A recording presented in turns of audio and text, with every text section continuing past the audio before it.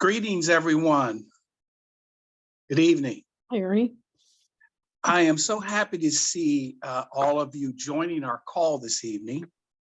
As donors, partners, and volunteers, I want you to know that you are what allows us to support the families we serve at Move to Prosper. So we wanted to share with you first the latest data from our pilot program. I'm Ernie Sullivan, and I'm on the board of Move to Prosper. Tonight, we will present what you are about to see again on Tuesday afternoon on Capitol Square. The audience on March 28th will be lawmakers, corporate partners, community leaders, plus some of you that are also able to join us. We're also excited to share that Governor DeWine's budget has a line item to support our growth. And we know that this data that the Ohio State University team will share tonight will help lawmakers who vote for that budget to keep it in there. That's what it's all about, keeping it in the budget. In fact, the governor and Mrs. DeWine spent an hour and a half with us this past Tuesday morning, talking to members of our team and 5 of our participant moms. I have had the opportunity myself to speak to lawmakers about this, and I want to invite you to get involved in this next phase of the Ohio State budget process on our behalf. How can you do that? If there are any state level lawmakers in your network or whom you support as candidates, we'd love to hear from you. We can give you some talking points to call your legislator and share with them why you support Move to Prosper. Shiloh is typing her email address into the chat box. And so anyone that feels that they can lend a hand in this legislative support, please give her a contact. We also want to thank tonight's sponsors. We are so grateful that these companies on the screen for supporting our families and for bringing you this briefing tonight and the briefing that will occur on March the 28th. We're gathered this evening to hear from the research team at The Ohio State University, led by Dr. Jason Reece, who is the Vice Provost for Urban Research and Community Engagement. Dr. Reece has been evaluating this new model that is unique not only in Central Ohio, but unique nationally. And I think you're going to be blown away by the results you see from our pilot. But before Jason shares our findings in the 10-family pilot, I wanted to give kind of a brief overview of our approach, our program approach, to those of you in the room who might be new to Move to Prosper. Move to Prosper is a 3-year program that empowers low-wage families and their children to gain economic security. Our pilot families raise their incomes by 58%. Or $17,000 on average. Let me say that again. Our pilot families raise their income by 58%, or again, $17,000 on average, along with improving their mental and physical health. How does the program work? There are 4 components to the program. First, each family is paired with a coach, and that coach helps the family to set goals. And then those goals are broken down into achievable steps. Secondly, monthly programs allow our families to create support networks among each other. And we bring in outside experts to lead these sessions. And of course, that also allows the parents to expand their networks even further as they find job and career opportunities and seek advice. Number 3, Thanks to our property owners and landlords partnering with us across Central Ohio, we offer families an apartment in a higher resource neighborhood. We pay $400 of their monthly rent, and the family pays the rest. Finally, it's important to note that our program is a two-generation model, meaning we're helping the kids access to higher resource neighborhoods with endless possibilities that better their life outcomes.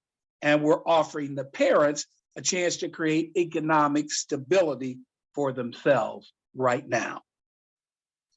Who are our families? Our families are hardworking families who are struggling to make ends meet. Rents, I'm sure all of you know this, rents are rising much faster than paychecks in Central Ohio. You can see the criteria that we list on the screen. On another note for tonight, Move to Prosper has been selected to partner with the Columbus Foundation on a campaign called Better Together. This is a crowdfunding platform where the foundation and, in this case, Move to Prosper, work together to fund a specific need. Our goal for this Better Together campaign is to raise enough money to pay rent for a family for 1 year. That's $4,800. So if you can help us reach that goal, please follow the link in the chat box now. Again, supporting a rent for a family for 1 year, $4,800.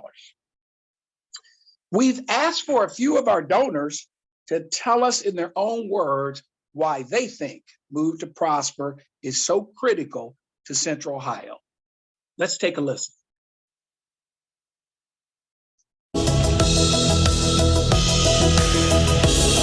I'm a practicing architect. I live in Columbus, Ohio.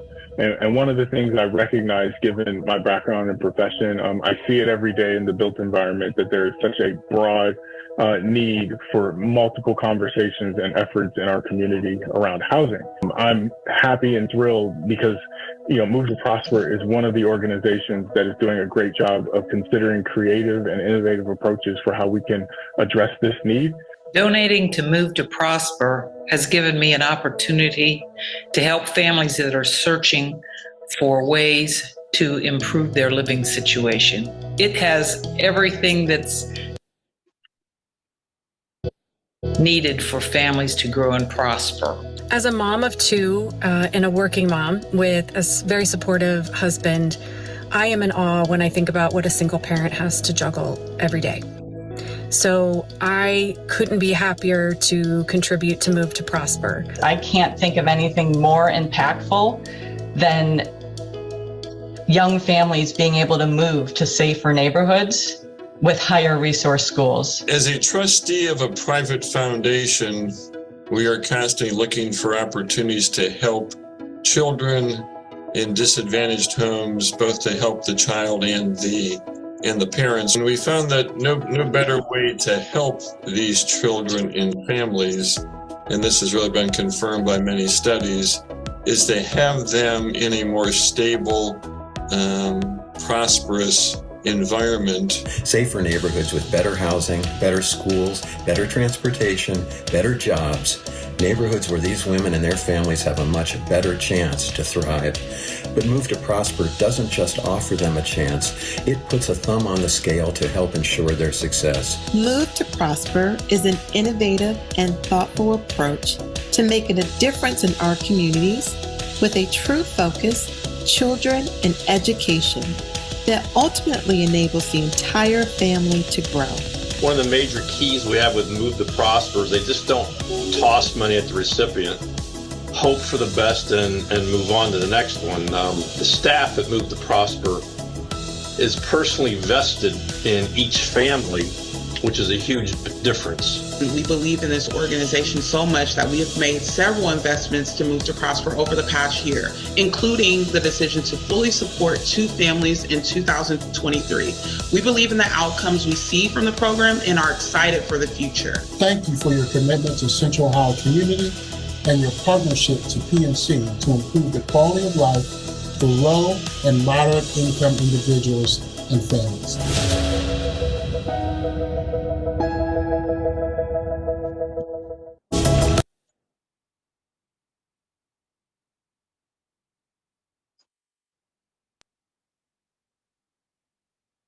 There we go. Turned off my mute. Hi, everyone. Thank you so much, Ernie, for the wonderful introduction. I am Amy Klaben, President and CEO of Move to Prosper. Before we get to the OSU report, we want to recognize the entire team that supported us at The Ohio State University. If you're on the call tonight, please wave your hand as we recognize you so others can know how critical you are to this team. The evaluation team has met weekly going back for years and includes Dr. Rachel Cleet. She is a Move to Prosper co-founder and the linchpin who helped create this partnership with OSU in the first place.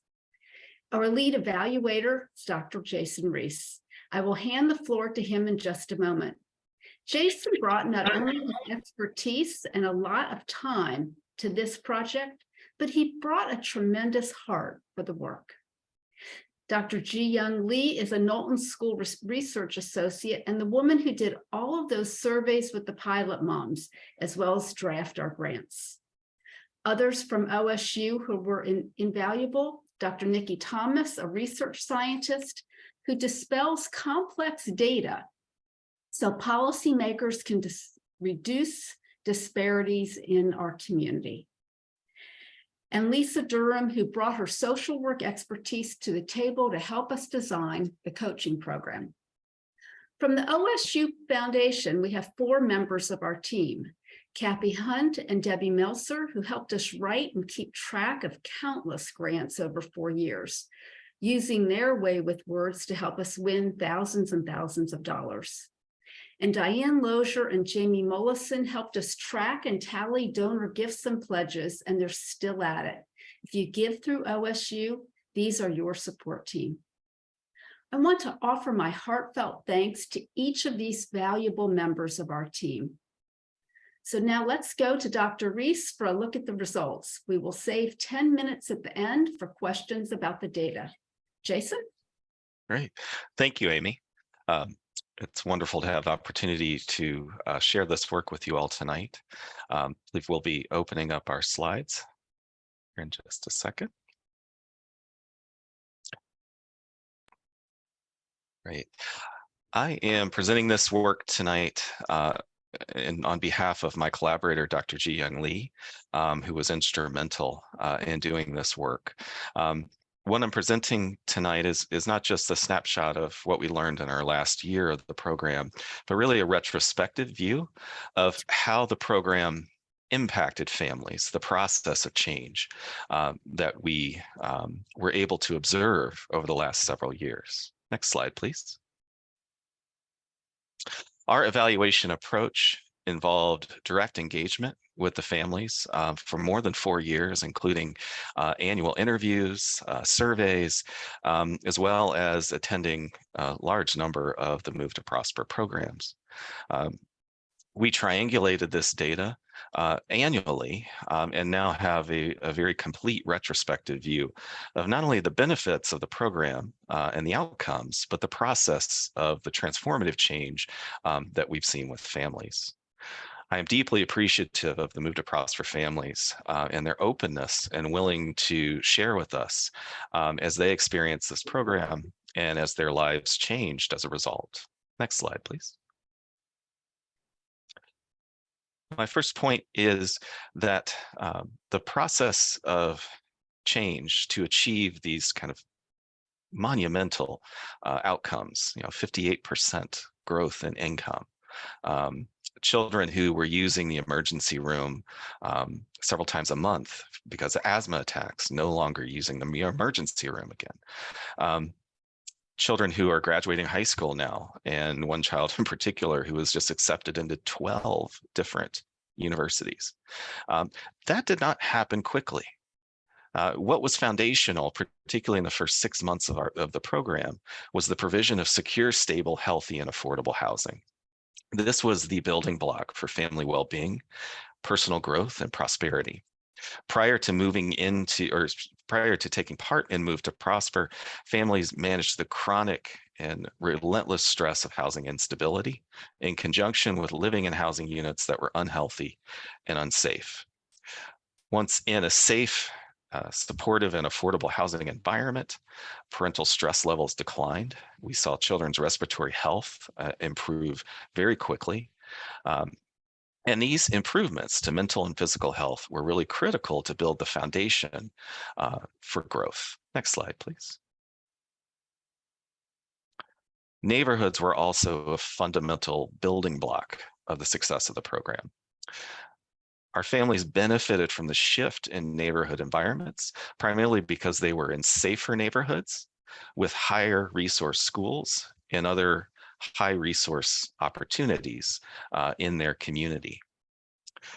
The pragmatic outcomes that result from this are really fundamental, but critically important. Parents no longer feared for their children's safety in their neighborhood, and kids were in educational settings with more resources to meet their needs. What we experienced then within the first year or two of the program is that children were quickly brought up to grade level in reading. We saw a very rapid increase in youth participation in extracurricular activities. And in a few cases, children being identified as gifted, primarily because they're in a higher resourced educational environment. Next slide, please. This foundation of healthy, affordable, stable housing in a safe neighborhood with access to a variety of opportunities then created the stability that enabled the growth for families and the achievements that they were able to strive for was a direct result of this stability. The primary example of this that we experienced in the course of this program was during the COVID-19 pandemic, when, like many Central Ohio families within Move to Prosper were immediately impacted by the economic fallout of the early months of the pandemic. Many families lost income, some lost their employment, but none of the families were dislocated, missed a rent payment, or lost their housing. This increased resilience was really because of the progress that families had made in the first 2 years in the program. Creating things such as emergency saving accounts, practicing wellness strategies to help them get through the stress of the pandemic. And so this incredible resilience that we experienced throughout the year of 2020 was really a direct result of the stability provided by the program. Next slide, please. Relationships were fundamentally important to the success of this program. Relationships are fundamental, not just in providing family support, but really as critical to enable personal growth. Relationships in Move to Prosper included the bonds built between families as they built their own community of support among the parents in the program and the kids in the program. This also included the relationship between the coaches and the families. Relationships are not just about having social support, but as many of the participants shared with us, they provided a form of accountability for families as they pursued new and ambitious goals. Next slide, please. Finally, the outcomes that you see with Move to Prosper that have been quite phenomenal are the result of a unique and different approach to thinking about housing affordability and housing stability. As a 3-year housing support program, Move to Prosper is distinct from traditional affordable housing programs, allowing not only more time to reach stability, but more flexibility in terms of how allowing them to reach their goals.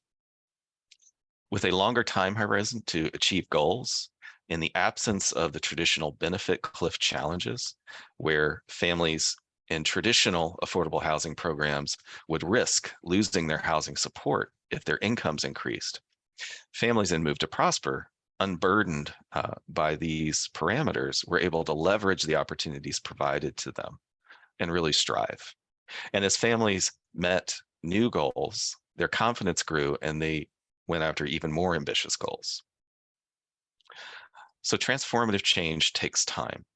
And what has been a phenomenal learning experience in the context of evaluating Move to Prosper is that small changes in the way programs function and work can actually facilitate families to not just only have housing support, but to reach goals in education, in their economic stability, in their professional development that probably seemed unimaginable at the start of the program.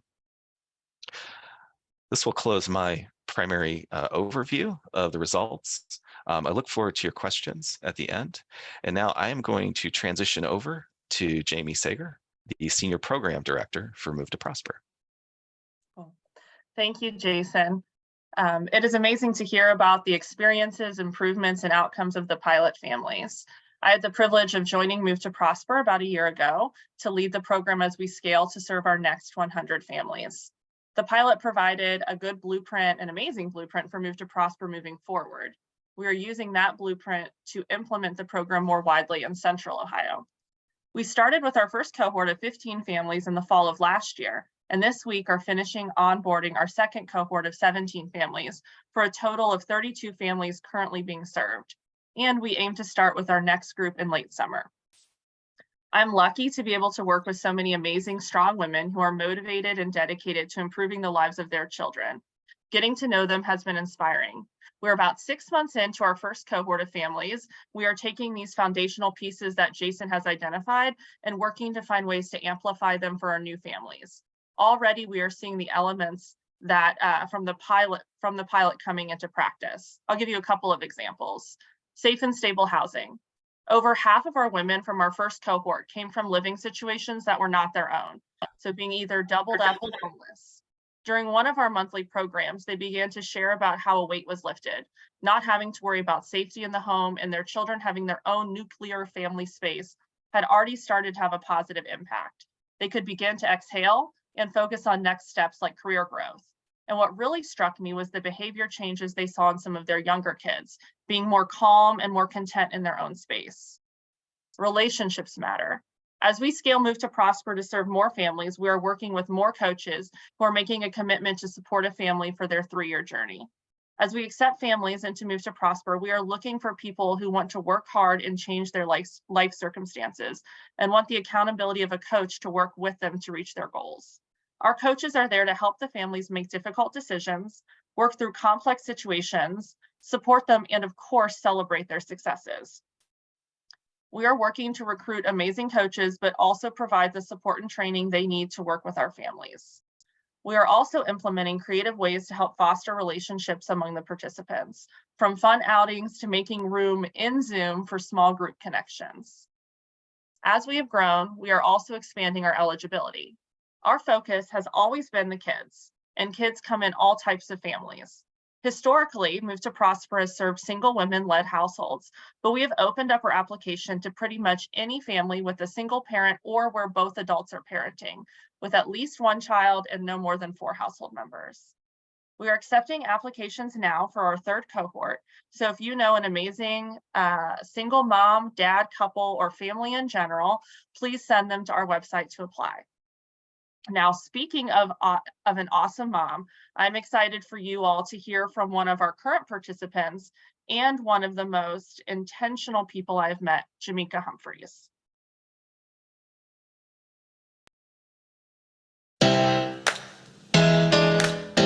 My name is Jamika Humphreys. I'm 38 years old. Miss Jamie Phillips at New Direction, she did my resume, and then about 2 months later, she sent me an email, and she says, "This sounds perfect for you and your family." And it was a Moves to Prosper qualification letter. The attraction for me was not so much affordable housing, because I have already did that and had that. Affordable housing is not safe housing. It's not access to a better school. It's not access to better healthcare. So that is where I wish to go at this point, and to give Jaden what he needs. I know how to like seek out resources and do programs and things like that. But a lot of them are just only pouring into me. And yes, it allows me to pour into Jaden, but not as much as a different environment would. Jaden has built his own support team at his school. He loves going to school. He loves his teacher. He loves his counselor. He has gone to his counselor with things that I tried to talk to him about and he wouldn't. So I was like, that's very good that he's communicating. He's growing. He loves school. His test scores have improved tremendously. I haven't had to pull Jayden down from gunshots in our own home. We've got to walk to school. Jayden's been going to school for a long time now, and we've never walked to school. I did a drive-through from my old house to my new house, and it was city buses, and it was people, and it was just like very chaotic. And soon as I hit a certain point, it started being trees. Lots of trees and stop signs and crosswalks and signs of people crossing and buildings, and it was life on the drive, but the life became more, but it became more like calmer. I'm just trying to put action behind my dreams. These are my dreams, and in order for them to be accomplished, I have to be a part. I have to play a role in the dream, right? I know that Move to Prosper will change my family situation. And I'm very optimistic about me and Jayden's future in the Move to Prosper program.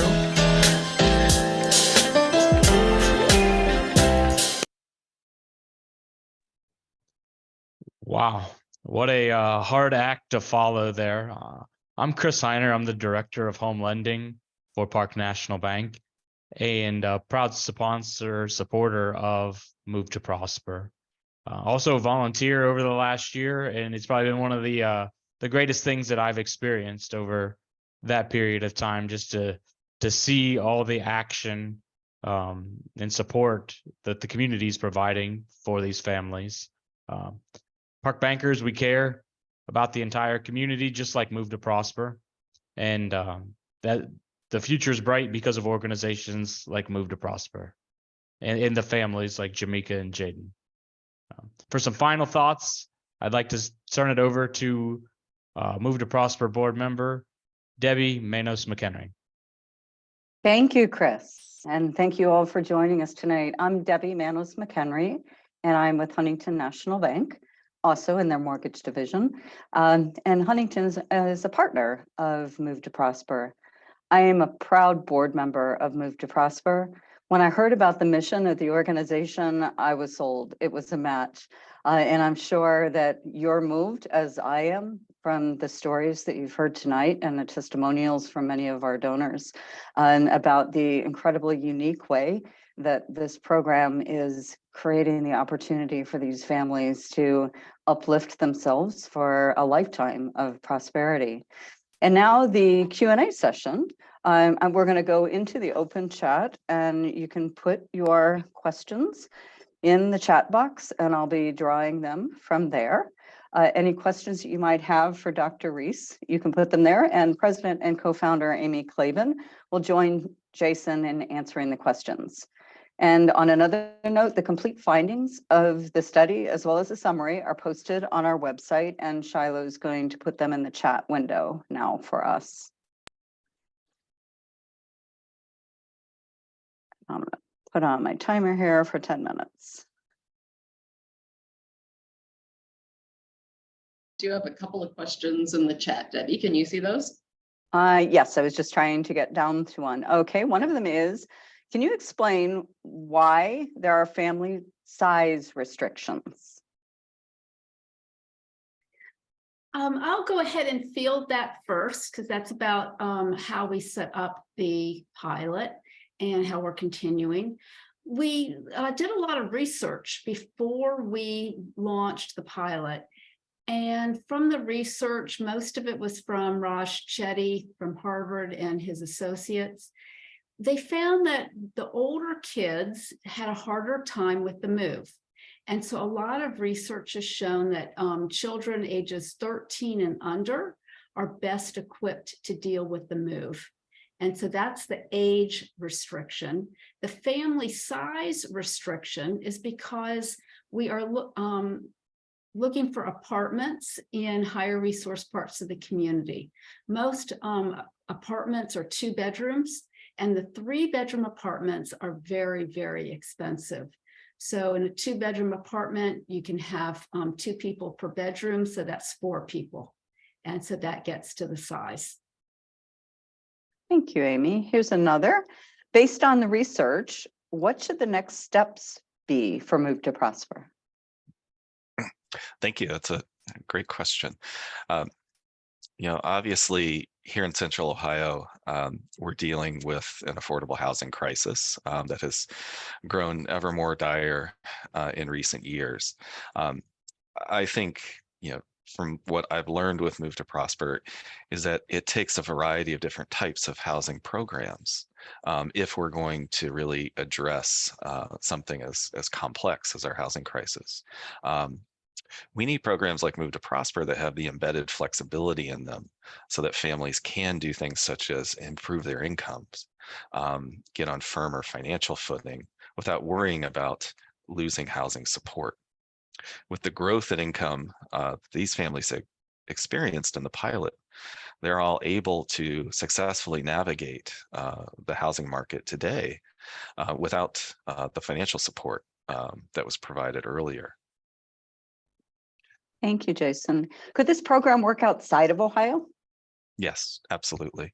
The foundational building blocks of the program are quite transferable. I mean, we're really talking about the ability to assure that someone has a safe, healthy, affordable unit, that it's in a location that's safe and has resources, and that we know that the coaching program works in this context. So I think if you have those elements and bring them together in any context or community, you would probably see similar results. Thank you. Can you share what happens to our families after the 3-year program has ended? Yeah, we had a great opportunity to reconnect with families after the program ended, actually this fall, and conducted fairly extensive interviews. And I'll say families are thriving. They are children. It's as an evaluator, I've seen children now age 4 or 5 years in these programs, and so kids that were just entering high school are now talking about college. Our families are thinking about the future in terms of their housing. I know some discussion about pursuing home ownership as an option as they try to navigate the housing market. An interesting point, though, is that most of the families ended up staying in their apartment units, primarily because the children were doing so well in terms of the school that they were in. They didn't want to cause disruption at this time. What was one of the greatest challenges of the pilot? Before you answer that, I want to just go back and add to Jason's comments, and thank you, Jason. I love this story. One of the moms wanted to move to buy a house. She felt that they were ready, but she sat down with her daughters and had a family conversation. And these are the kinds of things we would talk about in the programs, the importance of involving your children in decisions that affect them. And the kids felt very strongly that they did not want to move. They've gotten bigger, they're in a 2-bedroom apartment, but they have friends, they've got roots in the community, the school's going well, they're in advanced classes. And they said, no, we want to stay. And they're still there and they plan to be there. So I love watching how the families have grown over time. The other thing I'd like to add is part of some of the questions that Jason asked of the participants is, what do you want from Move to Prosper after the end of the program? And because we get this question a lot, are we going to continue coaching? Are we always going to be there? And in fact, the participants said to us, we have our toolbox, we have what we need, we're ready to go. And they know that if there's a need, they can come back to us. We include them on the newsletters that go out with resources because they've asked for that kind of information. And in fact, many are now ambassadors for the program. One of the participants is in HR, and she has told us that we can have new participants contact her for potential jobs. So the relationship very much changes because the women's self-confidence and self-esteem has increased. And I just want to share that with you because that was always a concern, what happens after the program, and the women have it and they're ready to go. So I'm sorry, go ahead and repeat that question. Okay, the question was, what was one of the greatest challenges of the pilot? Well, I could speak to that. Primarily, not surprisingly, the pandemic and what that brought. For a program that was very much in person, a lot of kind of in-person engagement and coaching and sessions. Move to Prosper, like a lot of programs across Central Ohio, had to pivot very quickly, and to families were dealing with things they weren't dealing with in the past, such as at-home schooling during school shutdowns and things of that nature. I think another piece of this to factor in as well is that our housing crisis here in Central Ohio has only gotten worse in the last 4 years. So the reality of the housing market, of course, is definitely a call to action to do more. And we feel very fortunate that the families in the pilot saw such an increase in their income, and they're able now to successfully navigate that market. But that certainly those are external factors that you really can't control for. Is there any way of knowing whether the program can work with a family group, with a cohort group greater than 10? Well, the demonstration phase of this program will be a testament to that. I certainly do think given that the fundamental building blocks of the next phase of Move to Prosper are really well grounded in the experience of the pilot. And we know these elements work, and we know that they need to happen in conjunction and together to work well. So my anticipation would be, yes, I would anticipate seeing similar results for a larger group of families. And we will continue to follow this progress as Move to Prosper expands. The newer cohorts have an average age of the children in the families that's lower than the pilot group. Do you anticipate any challenges or advantages of that lower age? Yeah. Certainly, the research tells us that the younger children are, the more the environmental conditions they're around influence them. So from a research perspective, we can certainly expect potentially to see some aspect of that showing up in the terms of having younger children in the program.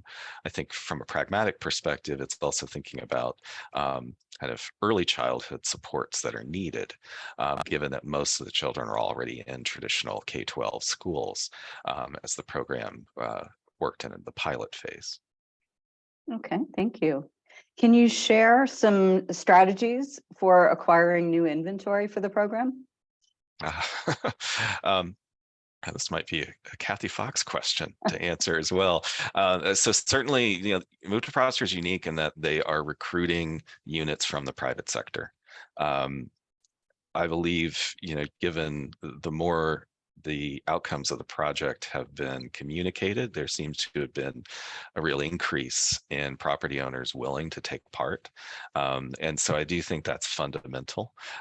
And of course, Kathy and Amy and the team have to do the hard process of vetting, which of those units will really work for the families. So let me add on to that. Thank you, Jason. Some of the banks have been instrumental in opening doors for us. And so thank you so much, Matthew, for that question. Banks have relationships with the owners of multifamily properties. And so, what we need to do is meet with those owners to tell them our story. So anybody on the call, if you know of a multifamily property owner who in higher resourced areas, let us know through the chat or contact us so we can have those types of connections. I'll call out Michelle Kozak. She's been wonderful trying to track down properties in her community. She's not an owner, but she's very involved in helping us find landlords who will work with us. But it does take that connection to get the right people on board. Thank you, Amy. I think, do you want to say a few words, Kathy, before I go to the last question? Oh, I just wanted to add, if anyone knows of property owners of apartments, duplexes, condos that are for rent, I have been taking any and all leads, and I'm happy to talk with anyone you would like to refer to us, and work through the process of seeing if the property fits our guidelines, and to explain to the owner or property manager how our program works and how all of our relationships work. So my email's been put actually twice into the chat, my company email and my direct email, and you're welcome to email me at either one of those, and I'd be thrilled to hear about your connections. Thank you. Okay, thank you, Kathy. So do we have time for this final question, Shiloh? Okay, it's an observation first that it's a shame that we'd have to move the families in order to gain access to higher quality education, and that shouldn't happen in any part of our community. What is Move to Prosper doing, if anything, within the school systems? Well, I can't speak to the pilot and the role of the coaches, particularly as kids entered into new school systems. Coaches worked really as a collaborator and partner for families to kind of navigate the relationship with the school district that kids moved into. Change is always, can be challenging for kids in some circumstances. And having what we found in the evaluation was having that support enabled better communication and engagement with the schools that kids were going to. Okay, thank you, Jason. Thank you. And I'm not sure if that's what the person who asked the question, Kathy, was looking for, because I interpreted the question that are we working with school systems that, I guess from her question, need to be improved? Like within Columbus City Schools? Yes, but the families are not just coming from Columbus Public Schools. That's important to know. They're coming from other suburban schools as well, charter schools, private schools, across the board. It's a combination of the schools and the neighborhoods that are unsafe, that are causing people to want to have this opportunity. And if you think of people of middle income or higher income, the first thing they think about is where do they want their kids to go to school? People, at all income levels want the same thing, the best they can provide for their children. Not everybody has that opportunity. There are many organizations throughout our community that are working towards improving the school system.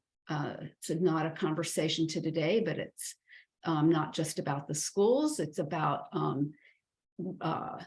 the structures and historic exclusionary zoning practices that have caused the situation that we have today. Our mission is to enable families to have an opportunity to decide where it's best for them to be able to raise their children, and other organizations can address the school issues. And I would add, just as Amy noted, the majority of kids in Move to Prosper in the pilot did not come from CCS. They were from charters, and they were from some of the inner suburban school districts. And in fact, in talking to the families, the experience, particularly in some of the charter schools, was even more challenging than they had ever anticipated from that perspective. So you see families who are, they're looking for opportunities. And unfortunately, in a lot of these cases, for the families in the charters, that didn't really translate into the opportunity they thought it would be. Okay.